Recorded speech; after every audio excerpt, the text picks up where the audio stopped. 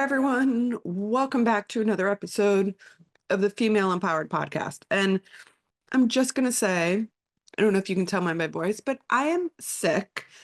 And I put off recording these podcasts for a while because I thought my voice would be better, but it's not. And I got to get these recorded. So I just have to hunker down, and I apologize. I'm going to try not to cough so much. I have my little handy dandy tea here. So I apologize if it's annoying, or if you hear my voice, or if you hear me like break up a little bit. It's usually maybe because I'm putting it on mute so I can cough up a lung. But anyways, today I'm going to talk to you about the state of the boutique fitness industry for 2025 and what you can expect in terms of trends, things to look out for, market shifts, et cetera, et cetera. Okay. So the first thing we're going to dig into is, while I was researching, and I'm not making this up, a bunch of this stuff came from research data. So the first one is Pure Gym compiled the top 10 fitness trends set to define our movement in 2025 based on Google's keyword planner. And if you don't use Google keywords, the planner is actually pretty good and pretty insightful and free. And so it's a great way that you can go try to get your keywords to use for your Google ads, as well as negative keywords. So it's a good place to go check out Google Keyword Planner. Okay, so remote personal training is one of the fastest growing fitness trends that we're going to see in 2025. So remote fitness, I actually just enrolled in a program, or I'm about to enroll. They're basically going to help me prescribe a diet based around like macros and macro counting, which I'd never actually done before, and really help me stay accountable with getting back into the gym and strength training. So that is it's set to have a 414% surge in interest over the next 6 months. 414%. So if you're if you're a personal trainer, if you want to do some sort of personal training, remote personal training, I think the best person to go learn from is Jill Coleman, and she has a Jill Fit. I think her program is called FBA, Fitness Business Academy, very similar to FBF of mine, which is Fitness Business Foundations. Okay. So I'm going to tell you actually what her Jill fits. Okay. So I'm going to give you what her handle is. She's the best. I think she's really good. And she also, Jill Coleman, she's at Jill Fit. Okay. So anyways, now the health and fitness industry continues to grow and become way more stable after post-pandemic stuff, which if you're in this industry, it was hot shit. It was a dumpster fire for a long time. So fitness professionals expect to see an increase in by 10 to 14% by 2032. So what's that? 7 years from now? Health and fitness will continue to grow, and demand for fitness professionals is expected to increase 10 to 14% through 2032. All right. Similarly, mobile exercise apps have risen in popularity, moving up to number 2 from number 20 in 2023. So there's so many out there, so many mobile apps that you can do now. So according to the ACSM, American College of Sports Medicine, they support flexible and on-the-go workouts that can cater to a variety of schedules, settings, and price, right? So you can get some from as low as $9 a month to as high as like, $100, $200 a month. So now, as the population ages, so the boomers, right? I tell my kids all the time, I'm not a boomer. I'm Gen X, the best generation ever so far to date. Anyways, I'm biased, but the boomers Programming for older adults continues to see more traction, holding its spot in possession in number 3. And according to, again, the ACSM's data points, fitness options that support both mobility and longevity. Traditional strength training has climbed back up. And so basically, older adults, active aging, active adults in the boomer generation are looking for mobility and longevity training, as well as trying to increase or introduce traditional strength training programs. This is from the ACSM. Now, because of this trend, there is a demand for qualified exercise professionals, those that are credentialed, okay? Credentialed exercise physiologists, credentialed athletic trainers, credentialed personal trainers, credentialed Pilates instructors. So that is anticipated to grow 10 to 14%, again, by 2032, which is what we talked about. Fitness professionals that are actually credentialed, CSCS.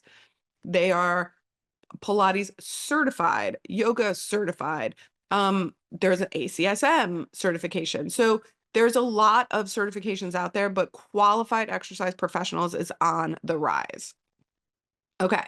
Now, wearable technology is one of the fastest growing market trends, and it's been growing for a while. So in 2021, a survey predicted online training and wearable technology in response to the pandemic was going to skyrocket, and it has. Okay. So home exercise gyms, which were on the rise during COVID, have dropped since 2023. Okay. In 2023 and 2024, the number one fitness trend remained wearable technology, but also coming up, body weight training, fitness programs for older adults, and functional fitness training.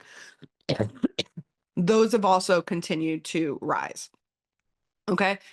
So these are all of those stats are from ACSM worldwide. I can probably link in the show notes where I got that information from. So let's continue to talk about what's hot right now. So for the second year in a row, my niche, Pilates, is dominating the boutique fitness scene. Okay. If you include both traditional reformer with the megaformers, the Pilates grabs about 39% of the market share of all fitness, which is pretty impressive. Okay. We're seeing fascinating now trends of traditional workout and some newcomers. Okay. This data is from ClassPass. ClassPass, you can do anything on ClassPass now, but at least according to ClassPass, ice skating reservations have exploded by 698% since 2023. Ice skating. Who'd have thunk? I don't know. Okay. And then volleyball is up 256%. I know a lot of people that have picked up volleyball indoor and outdoor specifically, and soccer has jumped 158%. So you got ice skating, volleyball, and soccer. All right. So let's actually, what do those numbers actually mean? What are they actually telling us? So what we're seeing now is a real specific pattern into how people structure their wellness programs and routines. So Tuesday has become the most popular day to work out. Strange, right? Tuesday. Interesting. They also say, I don't know, I've read studies that say Tuesday is the best day to book airline tickets. Tuesday is the best day to send out your email promotions and stuff. I don't know what it is about Tuesday. I don't know, maybe people are too tired on Monday. And this is not true in my studio, but most people will hit their gym around or work out around 5:30. And I definitely say that I believe that in terms of if you look at the overall population, in our population, our evenings are way less utilized than our mornings are. But I think that's also I think that's also has to do with the demographic that comes to do Pilates. So weekends, people are treating themselves more to massages and spa treatments and recovery sessions. So Body scans are up 159% this year. So those are everything from in body. You can do the Dexcon now, which you can have like a full body image. Those are really, really up. So people really, I mean, I think what that tells me is that people aren't just working out anymore. They want measurable results and personalized insights. And this is where really technology and fitness intersect. Okay. So let's talk a little bit. These are the increases. Again, this is according to ClassPass, and these are the increases since 2023. So really since for the last like year and a half. Okay, fitness reservations, like fitness as a group, reservations are up 51%. So for those of us that were coming out of COVID, that's like a really good number. Spa and salon bookings up 38%. Pilates remains the most popular workout. Woohoo. Ice skating reservations, again, like we said, up 698%. Bizarre. Volleyball, 256. Soccer up 158%. Body scans, up 159%. Head therapy or head massages or scalp treatments, that is up 178%. And by the way, I've gone to one. I don't know if you've ever done it, but it's fabulous, right? They basically just like, it's really ridiculous that somebody would pay like 75. I think I paid a $75 to basically have someone wash my hair for like an hour. They don't even blow dry it, but they just basically massage my head. But it was heaven. It was fabulous. 7.7% of ClassPass users book while traveling. And Tuesday's the most popular day to work out, and peak workout time was at 5:30 p.m. Interesting. So if you want to see, like, if you want to really, how does this help me? Well, definitely using the right keywords is going to help you draw in clientele that is very specific to you and your niche. Okay. You can help to understand like exactly the kind of people that you want to come in.